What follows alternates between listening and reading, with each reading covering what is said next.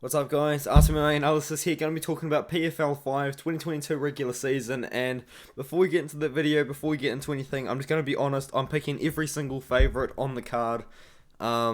Here's my picks here. Everyone on the left of the card is my pick. And I wasn't going to make this video just because I'm picking every favorite and I didn't really want to waste anyone's time. But I'm going to go through it. I'm going to explain why.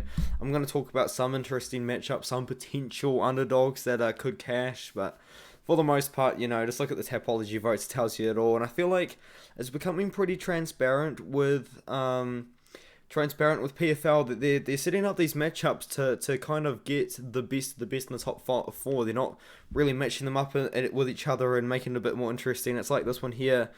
Someone says that they should sign guys that wouldn't just be the bottom six, because it seems like they've got 4 guys that they really want in the finals or the semi-finals, and that's what they're sticking with, As always, Bet365, 125% sign-up bonus.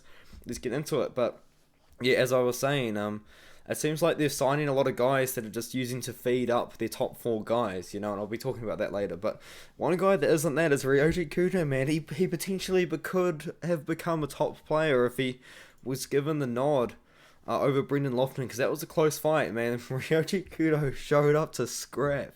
You know what I mean? He lost to Keisuke Sasu, who I believe lost his road to UFC fight. But apart from that, man, Ryoji Kudo showed up to that Brendan Lochman fight to scrap, and he showed up, man. He won the first round, fell off a little bit after that. But Alejandro Flores, former Dana White's Contender Series fighter, I thought he was a UFC fighter, but he's not. He lost to Rafael Alves on the Contender Series, got signed to PFL. Beat Saba Balagi in an interesting performance, I guess, somewhat. I mean, he won a decision. He's going to win, in my opinion. But Ryoji Kudo is one of those potential underdogs. He showed up to scrap against Brendan Lochman. Potentially, if he shows up to scrap against Alejandro Flores, we could be seeing a pretty cool fight. And the thing is, there was no finishes at featherweight. I don't believe. Or it might have been another class that was no finishes. So the bracket's wide open. It's busted wide open, so that's pretty cool. Now, Brendan Lochman versus Boston Salmon. Gonna be going with Brendan Lochman. I mean, Boston Salmon potentially another underdog, but he lost to Shaman Moraes. And actually, you know what? No, I'm not picking Boston Salmon to win, sorry. I'm picking Brendan Lochman to win. Boston Salmon, I mean, where was it? The disqualification, it was pretty brutal. He took a massive knee from Sean West, got knocked out by Randy Costa, got knocked out by Kali Taha. I mean, Boston Salmon has taken some damage in his career, and I just can't really trust that, unfortunately, for Boston. Yeah, he put on a pretty good performance on his PFL Contender Series fight, and then he put on a somewhat alright performance against Shaman Moraes. But Moraes is a pretty good fighter, he's also a former UFC fighter. But Brendan Lochman, I think he's going to show up to scrap. I think he should be able to beat Boston Salmon, but he barely got past Ryoji Kudo, didn't look too great in his last one, but I will be picking Lochman to win this one here. And now Lance Palmer versus Shaman Moraes. Now, once again, this is probably a good underdog pick. I mean, if someone told me that they were picking Shaman Moraes in this one, I would not disagree too much. But I do think that Lance Palmer probably will win this one here. He's a little bit older. He's 35 and a half years old. He's on a 3-fight losing streak. He hasn't won since 2.5 years ago, and I think it was Alex Gilpin. He beat Alex Gilpin and he won that year. But since then, he lost to Bubba Jenkins. But Bubba Jenkins is quite good. Lost to Movli Kabuliev. Movli Kabuliev is quite good. Chris Wade as well is quite good as well, and he lost to him recently. I picked Chris Wade to win that fight as well, but Moraes potentially a good underdog pick, but I will be going with Lance Palmer to get his first win in over a couple of years in this one here. Now, Bubba Jenkins versus Saba Balagi, as I said, Bubba Jenkins is good, man, and I do like Bubba Jenkins. I just wish he was a bit younger, man. Like, the thing is with PFL, a lot of their roster is quite old, Bubba Jenkins, 34 years old, but he's still somewhat of a good prospect. I believe he's going to make it to the semi-finals here. He beat Kol Bokniak in a good scrap, to be fair. Kol Bokniak did impress me a little bit. He did a little bit better than I thought, but, Bubba Jenkins shows up to fight. He uses his wrestling. I think he's going to out-wrestle Saba Balagi here. He's probably going to win a decision, Bubba Jenkins isn't out really there to finish anyone, So, yeah, I'll be picking Bubba Jenkins to win a decision in this one here. Now, this is another one with a potential dog pick, on the line, Jamal Jones. I mean, I don't think he gets it done, but if he does unleash the hands on Ali Asayev, maybe you could get something going. Ali Asayev, almost 39 years old, hasn't fought for 2.5 years. You know, he was meant to fight a bit earlier, but that didn't end up happening earlier in the year. But he did win the PFL championships 2.5 years ago. He won the $1 million, and then I think he took a bit of time off. I think he was meant to come back. Something happened and he didn't come back. But what does fill me with some concern about Ali Asayev is that he's so old. You know, he's 38.5 years old, and he hasn't fought for 2.5 years. There's a couple of red flags popping up there, but Jamal Jones, you know, not the prettiest record, but he's got good wins on his record. You know, he knocked out Clayton Abreu, and he knocked out a couple of guys in the regional scene, but he lost to Bruno Capoloza. You can't cry about that. Bruno Capoloza won it last year, and then he lost to Renan Ferreira. Renan Ferreira is really good as well. A good prospect. He's going to end up probably in the semi-finals himself, but I'll be going with Asayev. Not a lot of confidence. I mean, we haven't seen this guy in the cage for about 2.5 years, but I don't think Jamal Jones is going to be that guy to get the finish. Now, Denis Goltsov versus Sam K. This fight was meant to happen a while ago, and it didn't happen. I think it was meant to, six weeks ago, and Denis Goltsov ended up fighting this guy in Cody Goodale instead, and Goodale took the fight like 4 days notice. You know, he ended up getting the KO pretty early on into the fight, but Denis Goltsov, unfortunately, I think he's just a little bit better than Sam K, but everywhere. Sam K's got good kickboxing, but he's a light heavyweight, you know what I mean? He's 6'3", with a 75-inch reach, which is cool, but he's smaller than Goltsov. Goltsov is 6'5", with 78-inch reach.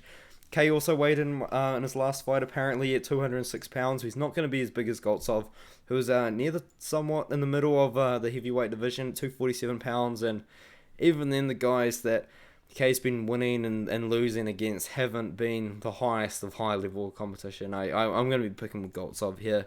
He should definitely finish Sam K, unfortunately, which is cool because Sam K's from Tonga. You know, that's kind of my area. I'm from New Zealand.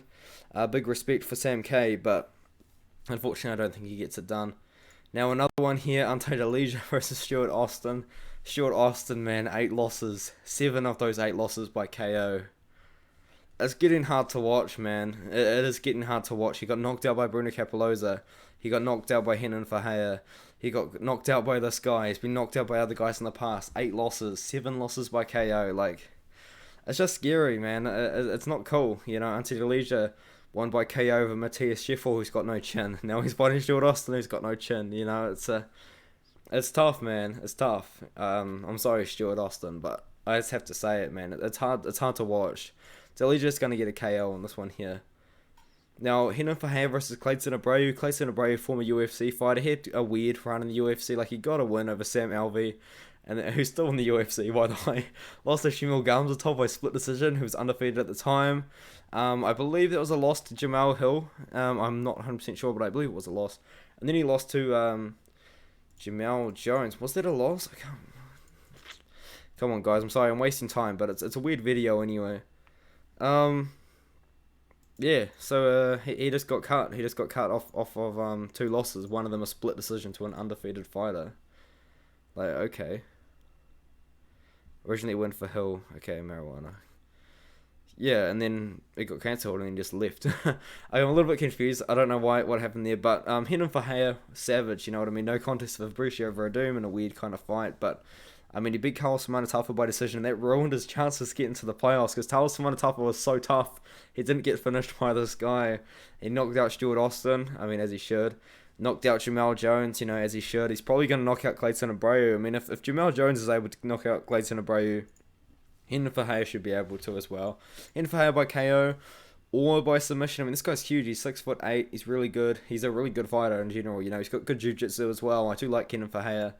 I believe he's probably like a top 25 heavyweight in the world, you know what I mean? One of the better heavyweights in the world outside of the UFC for sure, outside of Bellator as well. So, it's pretty big props, in my opinion. Now, Kol Bokniak, potentially an underdog. I don't really think he's going to get the job done over Chris Wade, because Chris Wade did beat Lance Palmer, and Lance Palmer's a good fighter. But Kol Bokniak, he's just tough, you know what I mean? Like, he had a bad UFC run. Then he beat a couple of guys over at XMMA, and I like XMMA as a promotion, man. They're really good underground promotion. A lot of former UFC fighters fight for them. Really cool promotion. Now, Chris Wade, good fighter. He's getting a bit up in their own age. So is Kol Bokniak. I mean, Kol Bokniak's just tough. I feel like the fight will probably go at least to the 3rd round, if not the distance. You know, Chris Wade, I don't necessarily see him getting a finish over Bokniak. So I'll be going with Wade by decision, but maybe if Bokniak was a bigger underdog, there could be odds there, but I don't think so. Now, Anthony Pettis minus 200 I don't think is too bad for this one here. Stevie Ray, he retired after beating Michael Johnson, which would have been a pretty good retirement, like retiring after beating Michael Johnson. But the guy is young, he's only 32 years old, so he's come back. He made a comeback about a month and 3 weeks ago, and it was a competitive fight against Alex Martinez, who recently robbed Clay Collard. I forgot about that terrible decision. Oh my god. But anyway, lost to Alex Martinez. And it was somewhat competitive, it was actually quite competitive, and Stevie Ray did put on a good showing, and now he's fighting the former UFC champion and Anthony Pettis. Like, it's quite cool, what I mean? You retire and then fight Anthony Pettis. Like, that's a cool story. I do like this fight, I do like this matchup, I think it's exciting, but Anthony Pettis, he came into the PFL after winning a few fights, lost to Clay Collard. I would like to shout out Fight Night Picks, who picked Clay Collard to beat Anthony Pettis as well, which is crazy in my opinion. Lost to Raush Manfio when he definitely won that fight. Raush Manfio is the king of stealing decisions that aren't his.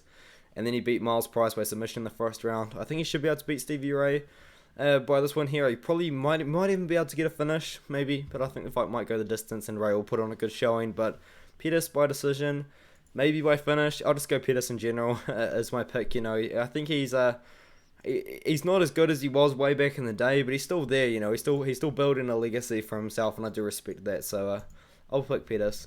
And now for the final fight. This is just once again hard to watch, man. Mateus Scheffel, 8 losses, 6 of those 8 losses from my understanding by KO.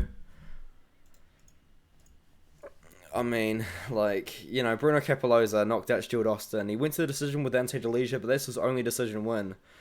This guy's got 15 wins. 14 of those wins are by KO. Mateus Scheffel has 8 losses.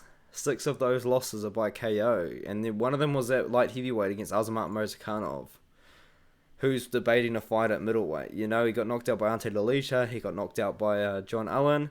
Knocked out by this guy. Knocked out by this guy. Knocked out by this guy. I believe Clayton Abreu knocked him out back in the day. His losses, 6 of them are KO, or maybe it's a submission for Clayton Abreu, but either way, it just doesn't matter, Bruno Capoloza, good striker. He's relatively well-rounded. I think he's somewhat adept when it comes to the ground game, but that doesn't matter because Capoloza, man, he's good. I think he's a former light heavyweight as well, but he comes to bang, he throws with power, and when he lands, he puts your lights out. And Mateus Scheffel, man, he's been knocked out twice in the last 9 months. He got knocked out by Murzakanov, got knocked out by Ante Delija. Oh my god. He got knocked out by Ante Delija 3 weeks ago and he's fighting again against Capoloza. This is not good for his brain. I'm actually a little bit scared. Man. Capoloza and then the KO. Oh, it's not a good look, but I think Capoloza's going to win by KO. Probably in the first or the second round, man. First round for sure. But yeah, that's my predictions. Hopefully the video didn't go on for too long. 13 minutes, that's not too bad, but as I said, I was debating not making this video just because I'm picking all the favourites, but you gotta kind of do it. I'm on the YouTube grind. I'm also doing other things as well in my spare time, trying to hustle on a few other things. So, hey man, I'll catch you in the next one as always. If you haven't subscribed, please do. If you liked the video, like the video as well. I'd appreciate it, and I'll catch you in the next one. Thank you.